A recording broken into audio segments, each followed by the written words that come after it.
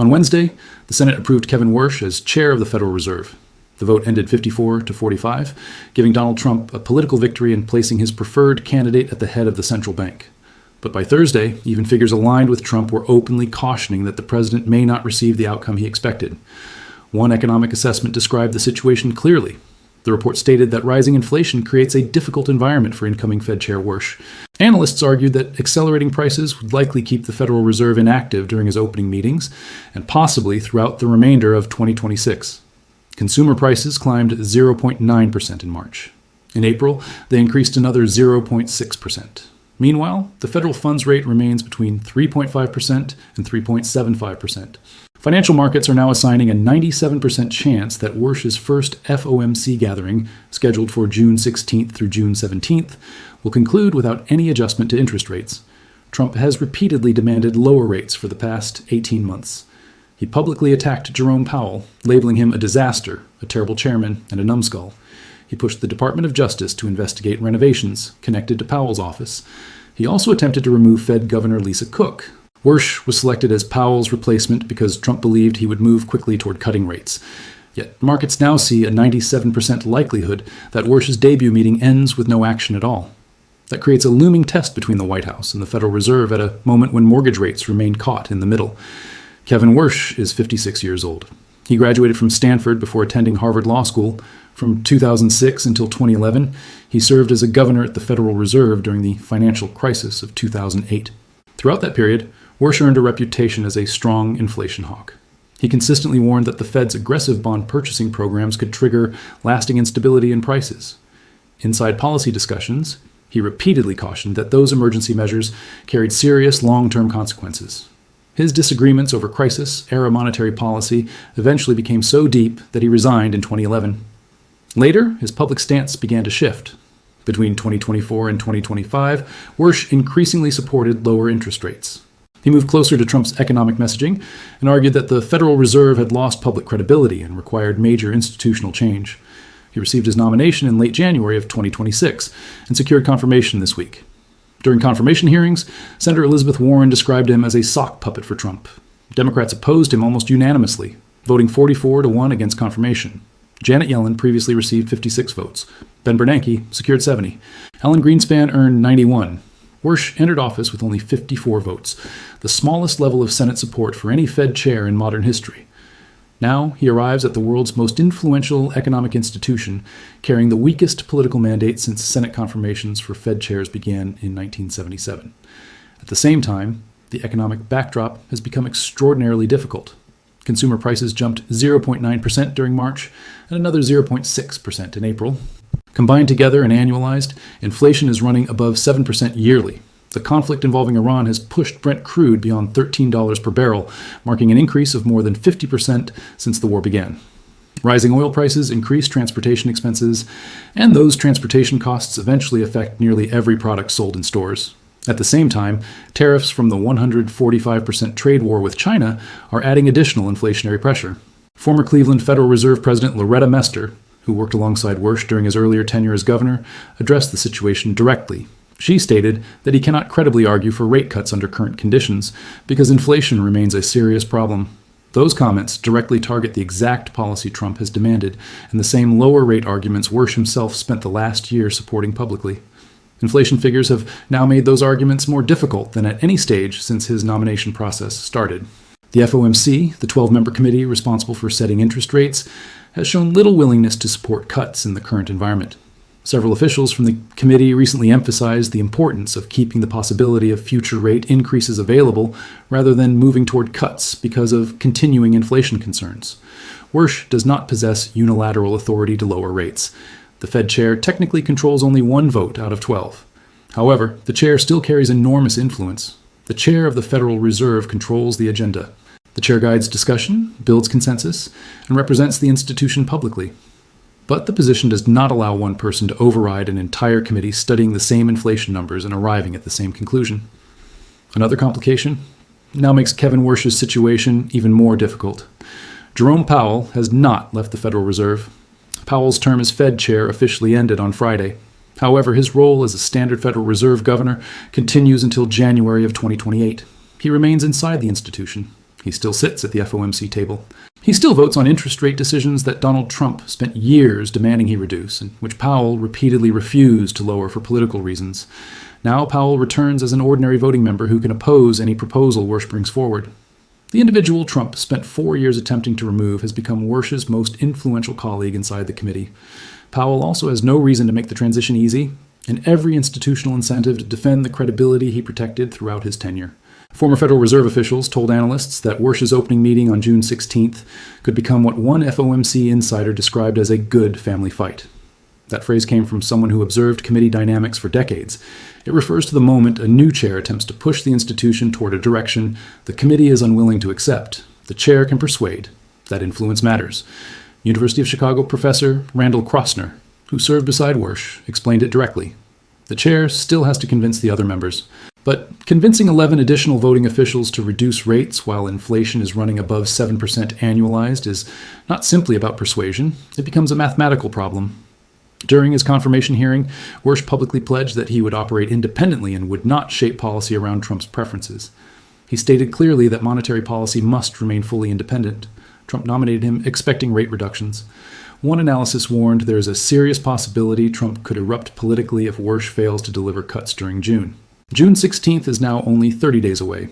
Inflation remains elevated. Committee resistance is strong. Powell stays in the room. Meanwhile, Trump watches from the White House, while 70% of Americans now disapprove of his handling of the economy, the highest disapproval level across either of his presidential terms. Pressure is now reaching maximum intensity from every direction at once. Warsh has been confirmed. Powell remains a governor until 2028. Inflation has climbed to its highest level in 3 years. The Consumer Price Index increased 3.8% year over year in April, the quickest pace since 2023. Wholesale inflation also accelerated sharply. The Producer Price Index jumped 6% during April alone, the fastest rise since December of 2022, the same period when the Federal Reserve was battling a 40-year inflation peak through emergency rate increases. The April FOMC meeting produced the largest level of policy disagreement among committee members in more than 30 years. There were 4 dissenters, the highest number recorded since 1992. Markets are also beginning to shift expectations toward future increases rather than cuts. Odds of a rate hike in October have reached 20%. December probabilities stand at 30%. That means investors are no longer merely removing expectations for cuts. They are starting to price in another increase.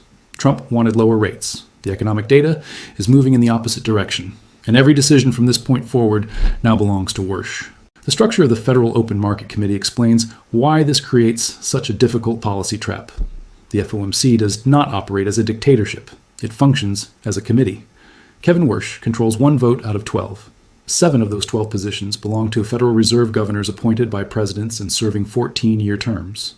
3 current governors were appointed by Trump. 3 came from Biden appointments. The 7th is Jerome Powell, originally confirmed under Obama, elevated to chair during Trump's first administration, reconfirmed under Biden, and now remaining as a regular voting governor until January of 2028. The remaining 5 seats rotate among presidents from regional Federal Reserve banks. Krishna Guha, who leads economics and central banking strategy at Evercore ISI, summarized the challenge directly. He stated that the April CPI report highlights the difficulty confronting Warsh and shows how far inflation must decline before the FOMC could even begin considering additional rate reductions. He added that the report also strengthens the position of hawkish members who believe the next move could be upward rather than downward. That means officials favoring tighter policy now possess substantial economic evidence supporting their argument. Consumer inflation has climbed to a 3-year high. Wholesale prices surged 6%. Oil has risen above $113 per barrel. Tariff-related price pressure continues feeding into consumer costs. Every major data point ahead of the June 16th meeting points toward one conclusion: hold rates steady or potentially raise them, not reduce them. The first scenario is the most likely. Warsh leaves rates unchanged in June and maintains independence from political pressure. Markets currently assign a 97% probability to that outcome, according to CME FedWatch data released this week. His first FOMC meeting ends without any rate adjustment. If Kevin Warsh chooses to hold rates steady, the message will be deliberate and controlled. He signals that decisions are based on economic data rather than politics. He strengthens trust with the committee and with international bond markets. Trump becomes frustrated, but immediate escalation does not happen. For bond market credibility, this outcome is moderately positive. Treasury yields remain high, yet they avoid an additional surge caused by fears of political interference. Mortgage rates stay where they are now, expensive, difficult for households, but relatively stable. In the short term, this becomes the least damaging scenario for American families. The second possibility is different. Wersch could decide to cut rates in June despite the data. If he pushes through a reduction to satisfy Trump, while most committee members oppose the move, while CPI stands at a 3-year high, and while wholesale inflation is moving at its fastest pace since 2022, global bond markets would react immediately. Central banks do not receive positive market reactions when they reduce rates during rising inflation. Instead, investors demand higher yields on long-term bonds to compensate for inflation risks they believe policymakers are ignoring.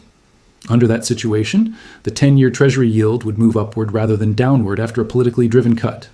Mortgage rates would also rise instead of falling. Javier Palomares explained this mechanism directly when he described threats to Federal Reserve independence as the primary danger facing American small businesses. When confidence in the central bank weakens, long-term borrowing costs increase regardless of overnight rate policy. That is the paradox created by political pressure on monetary policy. The third possibility is a rate increase. JPMorgan Chase currently expects rates to remain unchanged throughout all of 2026. But with October hike probabilities at 20% and December probabilities at 30%, this possibility is no longer considered an extreme scenario. If oil prices remain above $113 per barrel, if tariff-driven inflation continues expanding as it did during April, and if the Iran conflict stretches through the summer, the FOMC could face genuine pressure to raise rates again. During his first period at the Federal Reserve, Wersch was known as a strong inflation hawk. Historically, his natural policy instincts favored tighter monetary conditions whenever political pressure was absent. If incoming data forces another increase, Trump's relationship with Wersch could become even more volatile than his relationship with Powell ever was. The difference is that this time the unwanted policy would come from the chair Trump personally selected. Another factor makes this period historically unusual. Across the United States, prices have risen more than 25% since the beginning of the decade. During the same period, broad bond holdings produced returns of only about 6%. That means Americans with bond funds inside retirement accounts have lost real purchasing power for 5 consecutive years. Wersch inherits a credibility crisis he did not create but must now solve.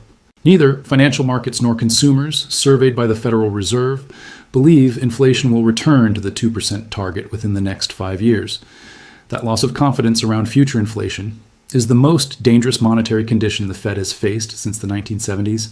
When people expect inflation to remain elevated, workers demand higher wages. Businesses then raise prices further. Those rising prices reinforce demands for even higher pay, creating a cycle that feeds itself. Wersch's public strategy for breaking that cycle focuses on structural reform. He wants to end forward guidance. He wants the Federal Reserve to stop committing publicly to future interest rate paths. He supports communicating with a more unified institutional voice, reducing the size of the balance sheet, and creating a new arrangement with the Treasury Department. But those reforms require quarters or even years to implement. They are not decisions that can reshape the June 16th meeting overnight. Meanwhile, every passing day between Wersch's confirmation and a credible decline in inflation further erodes the purchasing power of American households. Mortgage rates remain elevated. Political pressure from a White House facing 70% economic disapproval continues intensifying. Krishna Guha identified the final challenge.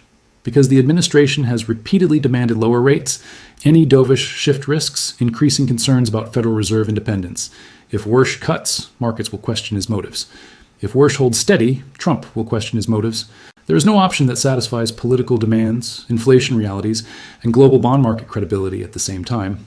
The trap already existed before Wersch entered office. Now he must decide which collision comes first.